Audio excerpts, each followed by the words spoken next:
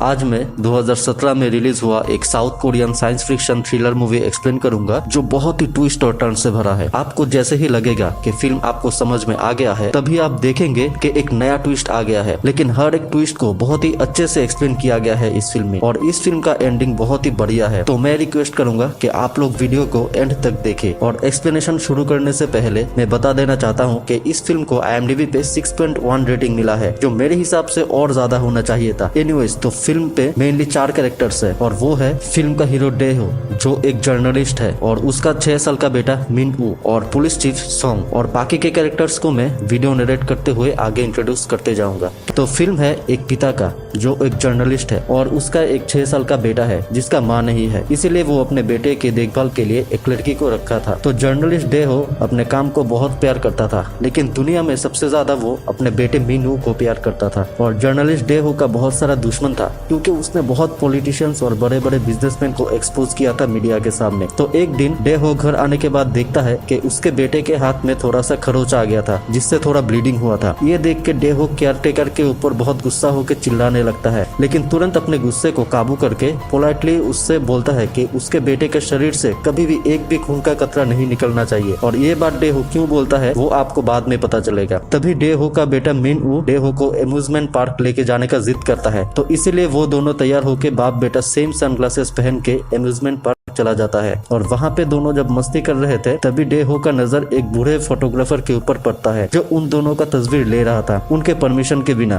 तो इसीलिए डेहो जाके उस फोटोग्राफर को पूछता है कि वो उनके फोटो क्यों ले रहा है। तो वो फोटोग्राफर बोलता है कि वो दोनों को एक साथ बहुत अच्छा लग रहा था इसलिए वो फोटो ले रहा था। और वो फोटोग्राफर डेहो से उसका नंबर लेता है ताकि वो ये सब फोटो उसको बाद में भेज सके। फिर डेहो का बेटा डेहो को हॉर्स पे मेरी गो राउंड में चढ़ने का जिद करता है, तो डेहो उसको ले जाके हॉर्स पे बिठा देता है। लेकिन जैसे ही मेरी गो राउंड का घोड़ा एक राउंड घूम के आता है वो देखता है कि उसका बेटा गायब हो गया है। और जब वो आगे बढ़ने लगता है उसके आग के सामने सब धुंधला हो जाने लगता है और वो देखता है उसके पैर में किसी ने दूर से ब्लो पाइप से एक डार्ट उसके पैर में मार दिया है, लेकिन किसने मारा है वो उसको पता नहीं चलता है, जिससे वो जमीन पे गिर जाता है। और तभी एक आदमी आके उसको पकड़ लेता है हेल्प करने के लिए और वो बेहोश हो जाता है। लेकिन बेहोश होने से पहले वो धुंधले विजन में देखता है कि उसके बेटे को कोई आदमी लेके चला जा रहा है। फिर 3 साल बीत जाता है लेकिन उसके बेटे का कुछ भी पता नहीं चलता है और 3 साल तक वो अपने बेटे को ढूंढ रहा था, लेकिन कोई फायदा नहीं हुआ। डेहो अपने बेटे के गम में इतना फ्रस्ट्रेटेड हो जाता है कि जिसको जिसको उसने एक्सपोज किया था लाइफ में उन सभी के ऊपर उसको शक हो रहा था और उन लोगों से जाके अपने बेटे का पता पूछ रहा था। फिर वो पुलिस स्टेशन में आके पुलिस चीफ सॉन्ग के ऊपर गुस्सा दिखाता है क्योंकि पुलिस डिपार्टमेंट के लोग उसके बेटे का 3 साल में कुछ भी पता नहीं लगा पाया। और पुलिस चीफ सॉन्ग बहुत ही सिंसियर पुलिस ऑफिसर था, लेकिन वो भी इतने दिनों में उसके बेटे का कुछ भी पता नहीं लगा पाया। फिर पुलिस चीफ सॉन्ग उसको शांत करता है और उसको हर किसी के साथ झमेले में ना पड़ने का एडवाइस देता है क्योंकि ऐसे उसके बेटे का किडनैपर को ढूंढना नहीं जा सकता है। फिर डेहो बताता है कि वो जिन जिन बिजनेसमैन और पॉलिटिशियंस को एक्सपोज किया है अब तक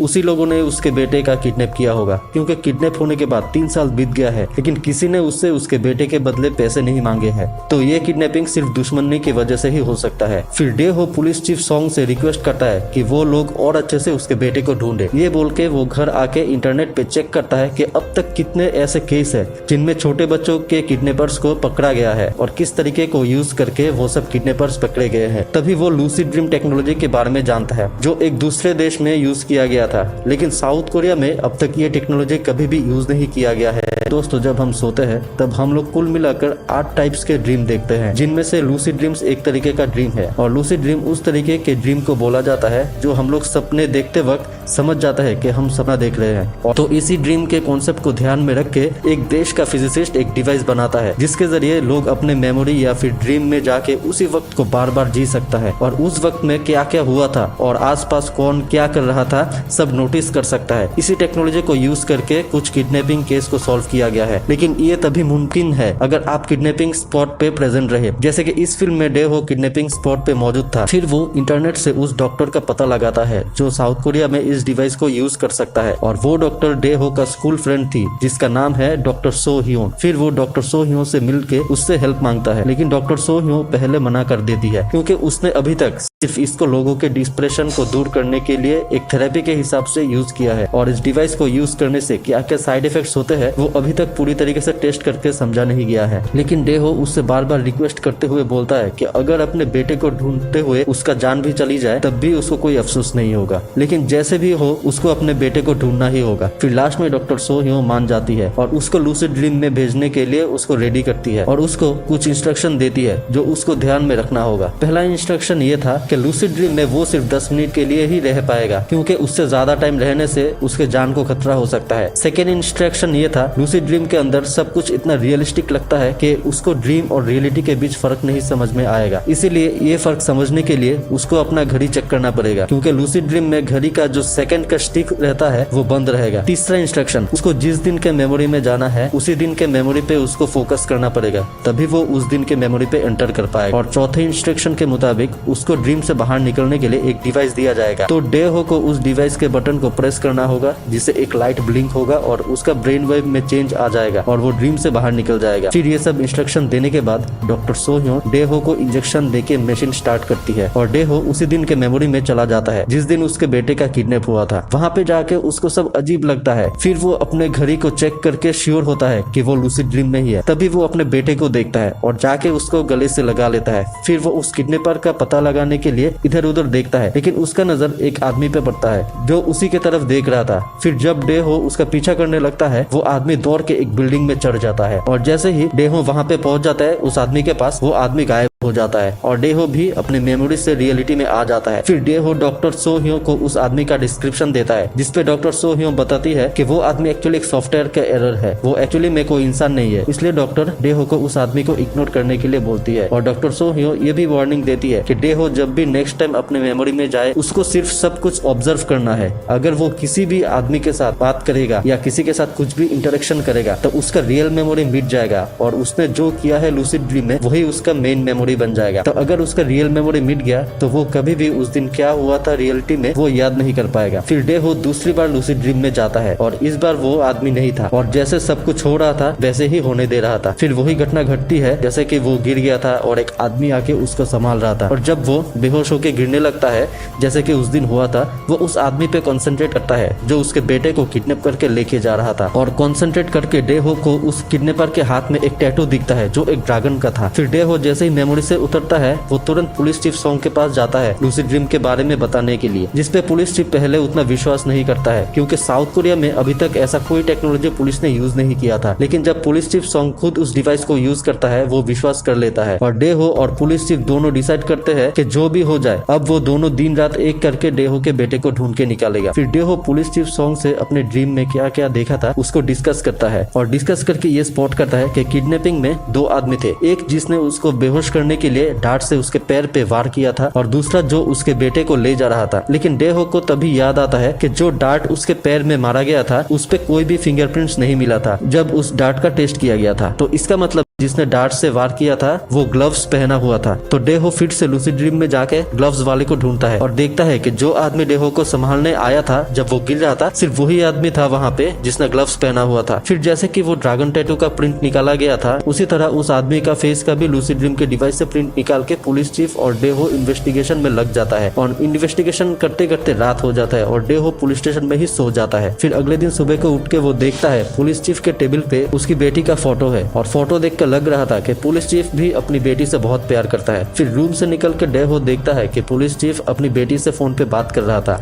और फोन रखने के बाद डेहो पुलिस चीफ को उसके बेटी के बारे में पूछता है तो पुलिस चीफ बताता है कि वो भी डेहो जैसा सिंगल फादर है, उसका भी वाइफ दुनिया में नहीं है और उसकी बेटी हॉस्पिटल में है क्योंकि जन्म से ही उसको हार्ट का प्रॉब्लम है जिसके वजह से शायद वो ज्यादा दिन नहीं जी पाएगी। इसीलिए वो डेहो का दर्द बहुत अच्छे से समझता है कि अपने बच्चे को खोने का दर्द क्या होता है और इसीलिए वो डेहो के बेटे को अपना बच्चा समझ के इन्वेस्टिगेशन कर रहा है ताकि वो जल्दी मिल जाए। इस बात पे वो दोनों में दोस्ती और गहरी हो जाती है। फिर डेहो एक लोकल क्रिमिनल ग्रुप के पास जाता है जिसको उसने बहुत पहले बचाया था झूठे इल्जाम से, जिसके वजह से वो क्रिमिनल ग्रुप का हेड जिसको मैं बॉस बुलाऊंगा वो डेहो के ऊपर आभारी था उसके हेल्प के वजह से। तो उस क्रिमिनल ग्रुप का काम था पैसे वसूली करना और इंसान गाड़ी वगैरह चीजों का पता लगाना। तो डेहो उसको वो ग्लव्स पहना हुआ आदमी का फोटो देके उसका पता लगाने के लिए बोलता है और वहाँ से निकल जाता है। फिर जब वो बाहर निकलता है तब हम लोग देखते हैं कि एक आदमी गाड़ी लेके उस पर नजर रख रहा था, जिसके बारे में फिलहाल कोई आइडिया नहीं है कि वो कौन है। फिर डेहो घर जाके अपने इन्वेस्टिगेशन बोर्ड पे देख रहा था जो उसने अपने घर पे बनाया था अपने इन्वेस्टिगेशन के लिए। वहाँ पे उसका नजर एक आदमी के फोटो पे आता है जो उस बूढ़े फोटोग्राफर ने उसको भेजा था। उस फोटो में डेहो उस आदमी को देखता है जिसके हाथ में वो ड्रैगन वाला टैटू था। तो अब उसको पता चल गया है कि वो आदमी कैसा हो सकता है देखने में, लेकिन उस किडनैपर ने टोपी पहना हुआ था जिसके वजह से उसका चेहरा ठीक से समझ में नहीं आ रहा था। तो वो फिर से लूसिड ड्रीम पे जाके उस आदमी को देखता है और उस आदमी को पकड़ने का सोचता है, लेकिन तभी उसको डॉक्टर सो ह्यों का बात याद आ जाता है कि ड्रीम में वो सिर्फ चीजों को नोटिस करेगा, अगर वो कुछ भी चीजों को बदलेगा तो उसका रियल मेमोरी डिलीट हो जाएगा। फिर वो देखता है कि वो किडनैपर वहाँ के एक दुकान से कॉफी खरीदता है। तो वो रियलिटी में आके उस अम्यूजमेंट पार्क के उस कॉफी शॉप वाले को लाके लूसिड ड्रीम में जाके उस आदमी का चेहरा पहचानने के लिए रिक्वेस्ट करता है। तो वो दुकानदार लूसिड ड्रीम में जाता है, लेकिन उसके टोपी के वजह से वो दुकानदार भी उसका चेहरा नहीं देख पाता है। लेकिन उस किडनैपर ने पेमेंट डेबिट कार्ड से किया था, तो उस डेबिट कार्ड के नंबर से उस किडनैपर का पता लगा लेता है पुलिस और देखता है कि वो एक छोटा मोटा क्रिमिनल है और पहले भी वो अरेस्ट हुआ था। और पुलिस रिकॉर्ड में जो फोटो था,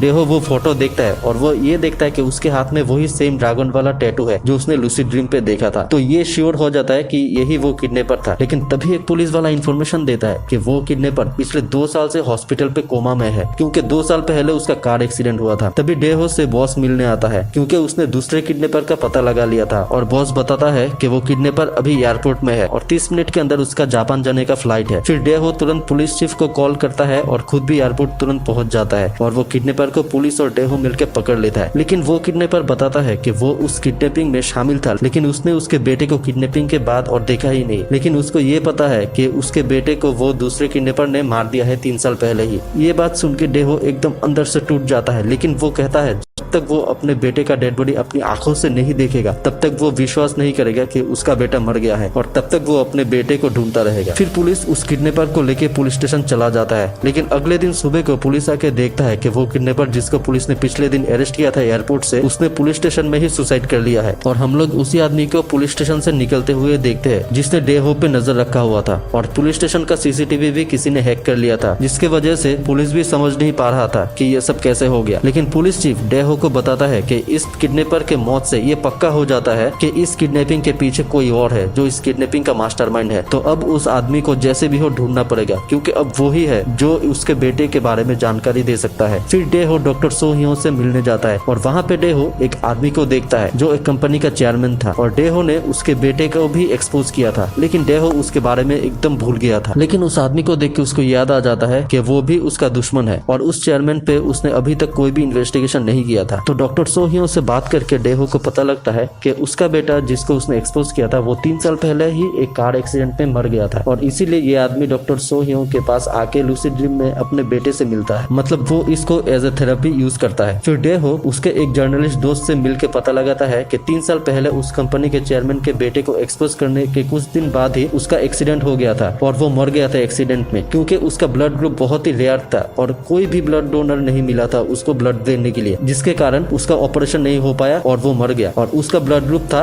MKMK। दोस्तों इस ब्लड ग्रुप के बारे में एक इन्फॉर्मेशन देना चाहता हूँ मैं। MKMK ब्लड ग्रुप दुनिया का सबसे रेयरेस्ट ब्लड ग्रुप है। पूरी दुनिया में सिर्फ 43 ऐसे इंसान हैं जिनके ब्लड ग्रुप MKMK है। और इस फिल्म के स्टार्टिंग में हम लोग देखे थे कि उसके बेटे के हाथ में खरोच आने के वजह से डेहो गुस्सा हो गया था, क्योंकि उसके बेटे का ब्लड ग्रुप भी MKMK था और इस चेयरमैन का बेटा जिसका एक्सीडेंट हुआ था 3 साल पहले, उसका भी ब्लड ग्रुप MKMK था। तो डेहो को समझ में आ जाता है कि उसके बेटे का किडनैप इसी चेयरमैन ने करवाया होगा अपने बेटे के ऑपरेशन के लिए। फिर डेहो उस चेयरमैन का पीछा करने लगता है और पीछा करते करते वो एक लिफ्ट में चढ़ जाता है और जैसे ही वो लिफ्ट से निकलता है वो सामने के एक शीशे के रिफ्लेक्शन में एक आदमी को देखता है जिसको उसने पहली बार लूसिड ड्रीम में देखा था, जिसके बारे में डॉक्टर सो ह्यों बताई थी कि वो एक सॉफ्टवेयर एरर है और बहुत इंसानों ने उसको लूसिड ड्रीम में देखा था। फिर वो उस आदमी को जाके पकड़ता है जो रियल लाइफ में अपाहिज था। पहले तो वो बताता है कि वो डेहो को जानता नहीं है, फिर थोड़ा धमकाने के बाद वो बताता है कि वो एक साइंटिस्ट है लेकिन वो गवर्नमेंट के लिए कुछ भी करना नहीं चाहता है, वो साइंस का नॉलेज सिर्फ अपने लिए यूज करना चाहता है। इसलिए उसने जब लूसिड ड्रीम के प्रोजेक्ट के बारे में सुना था वो अपने लिए एक लैब बना लेता है जहाँ पे उसने अपने लिए लूसिड ड्रीम में में जाने का डिवाइस बनाया था और ड्रीम में वो चल सकता है, दौड़ सकता है, उड़ सकता है, कुछ भी कर सकता है। लेकिन ऐसा करते करते वो बोर हो गया था। फिर वो शेयर ड्रीमिंग डिवाइस बनाता है। लूसिड ड्रीम में इंसान सिर्फ अपने मेमोरी या ड्रीम में जा सकता है, लेकिन शेयर ड्रीम में वो दूसरों के ड्रीम में जा सकता है। हर किसी इंसान के ब्रेन वेव ड्रीम के वक्त यूनिक रहता है। अगर कोई इंसान अपने ब्रेन वेव को किसी और के ब्रेन वेव के साथ मैच करवा ले तो वो आसानी से उस इंसान के ड्रीम में घुस सकता है और दूसरों के ड्रीम में घुसने के लिए ब्रेन वेव का डेटा उसको डॉक्टर सो ह्यो के कंप्यूटर से मिलता है जो उसने हैक कर लिया था। ये बात सुन के डेहो को आइडिया आता है कि अगर वो उस किडनैपर के ड्रीम में घुस जाएगा जो अभी कोमा में है तो वो उससे बात करके उसके बेटे के बारे में पता लगा पाएगा। लेकिन वो साइंटिस्ट और डॉक्टर सो ह्यो उसको मना करता है ऐसा करने के लिए, क्योंकि लूसिड ड्रीम उसका खुद का ड्रीम है, इसलिए उसमें अंदर जाना और बाहर आना बहुत ही इजी है। लेकिन शेयर ड्रीम किसी और का ड्रीम है, उसमें अंदर जाना इजी है लेकिन बाहर आना बहुत ही मुश्किल है। इसमें भी वो डिवाइस के बटन को प्रेस करके बाहर आया जा सकता है, लेकिन इसमें उसके अपने ब्रेन वेव को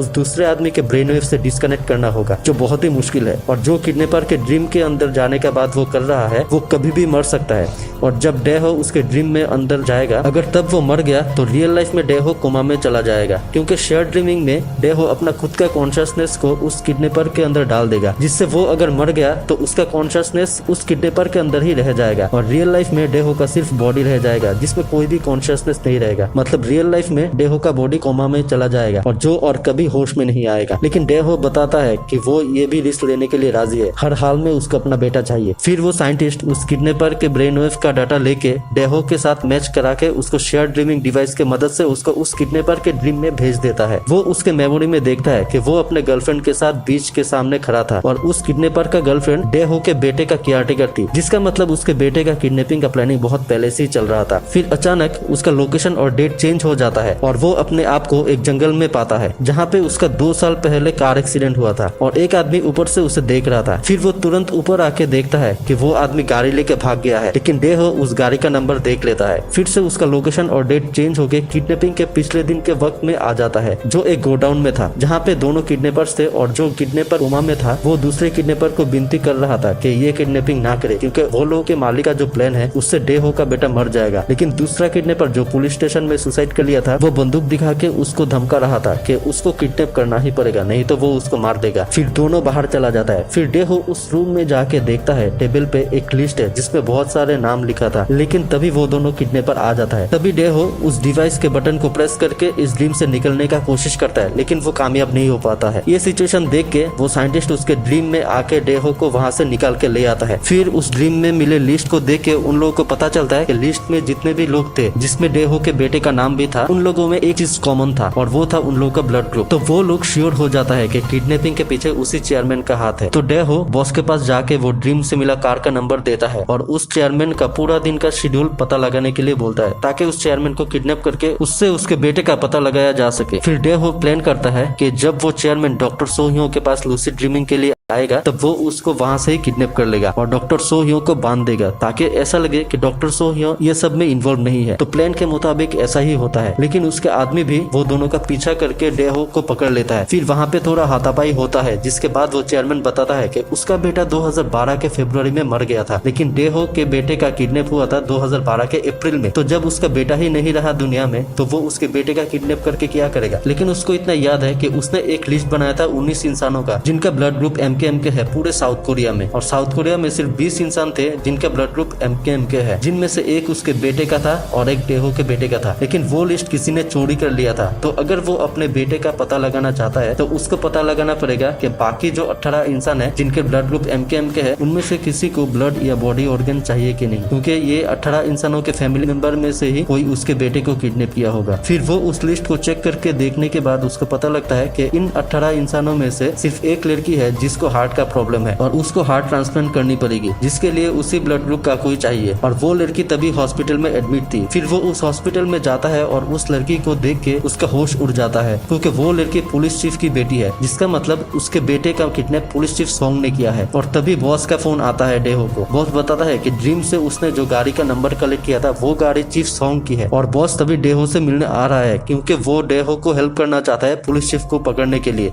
और उसके बेटे को बचाने के लिए। लेकिन जैसे डेहो अपने गाड़ी में बैठता है तभी गाड़ी के पीछे के सीट से पुलिस चीफ और उसका आदमी डेहो को इलेक्ट्रिक शॉकिंग डिवाइस से इलेक्ट्रिक शॉक देके उसको बेहोश कर देता है और उसे एक सुनसान जगह पे ले जाता है, और उसको होश में लाने के बाद पुलिस बताता है कि वो ये सब अपनी बेटी को बचाने के लिए कर रहा है और उसका बेटा अभी भी जिंदा है क्योंकि उस किडनैपर ने उसके बेटे को किडनैप करके कहीं पे छुपा दिया है, जिसको पुलिस चीफ भी ढूंढ रहा है 3 साल से। और 2 साल पहले उसको वो किडनैपर का पता लग गया था, लेकिन वो जब उसको पकड़ने जा रहा था वो भाग गया था। तभी उसका कार एक्सीडेंट हो जाता है और वो कोमा में चला गया था। और दूसरे किडनैपर को भी पुलिस स्टेशन में उसी ने मरवाया था अपने आदमी से, क्योंकि उसको डेहो के बेटे के बारे में कुछ भी मालूम नहीं था और वो उसके लिए फ्यूचर में खतरा बन सकता था, इसलिए उसको मरवाना पड़ा। तो अब जो उसको शेयर ड्रीमिंग के बारे में पता चल गया है, तो अब वो उस किडनैपर के मेमोरी में शेयर ड्रीमिंग डिवाइस के मदद से जाके उसके बेटे का पता लगा लेगा और अपने बेटी को बचा लेगा। फिर डेहो को वो लोग गाड़ी में बांध के एक नदी में फेंक देता है, लेकिन तभी बॉस डेहो के फोन को ट्रैक करके वहाँ पे पहुंच के डेहो को बचा लेता है। फिर डॉक्टर सो ह्यो से फोन करके उसको पता चलता है कि पुलिस चीफ उससे साइंटिस्ट के लैब का एड्रेस लेके गया है अभी। मतलब अब डॉक्टर सो ह्यो को ही शेयर ड्रीमिंग डिवाइस का यूज करके डेहो को उस किडनैपर के ड्रीम में भेजना पड़ेगा पुलिस चीफ से पहले। जो डॉक्टर सो ह्यो ने वो साइंटिस्ट से पूरा मेथड सीख ली थी। फिर जैसे डेहो उस किडनैपर के ड्रीम में जाता है, वो देखता है उसके ड्रीम में सब बिल्डिंग टूट के गिर रहा है, क्योंकि वो किडनैपर का रियल लाइफ में तबीयत बहुत खराब हो गया था और वो मरने वाला था। लेकिन डेहो ड्रीम में जाके उस किडनैपर को अपने बेटे के बारे में पूछता है, लेकिन तभी पुलिस चीफ भी पहुंच जाता है और डेहो को मारने का कोशिश करता है, लेकिन वो किडनैपर पुलिस चीफ को गोली मार के मार देता है। लेकिन तभी दूसरा पुलिस चीफ आ जाता है जो उन दोनों पे हमला कर देता है, जिससे वो दोनों चौंक जाता है, क्योंकि ड्रीम में अगर कोई मर जाता है तो वो कैसे जिंदा हो सकता है। लेकिन जिस पुलिस चीफ को उसने मारा था वो पुलिस चीफ एक्चुअली उस मर्डरर के सपने का पुलिस चीफ था, वो शेयर ड्रीम वाला पुलिस चीफ नहीं था। बाद में जो पुलिस चीफ आया था वो था एक्चुअल पुलिस चीफ जो शेयर ड्रीम करके आया है। फिर वहाँ पे सब टूटने लगता है और वो किडनैपर भी मरने वाला होता है और मरने से पहले वो डेहो को एक चर्च का तस्वीर देता है और वो बताता है